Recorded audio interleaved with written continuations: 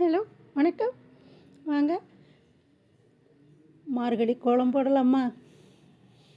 7 புள்ளி வைங்க, இடை புள்ளி 4 வரை வச்சு போட்டு கலர் போட்டு கோலம் எப்படி இருக்குதுன்னு பார்க்கலாமா?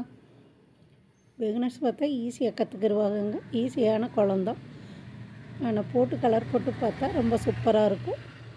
வாங்க, இப்போ கோலம் எப்படி போடுறதுன்னு பார்த்து போடலாமா? நம்ம கிராமிய சமையல் சேனலை இதுவரை சப்ஸ்கிரைப் பண்ணாமல் இருந்தீங்கன்னா சப்ஸ்கிரைப் பண்ணிடுங்க. நன்றி, வணக்கம்.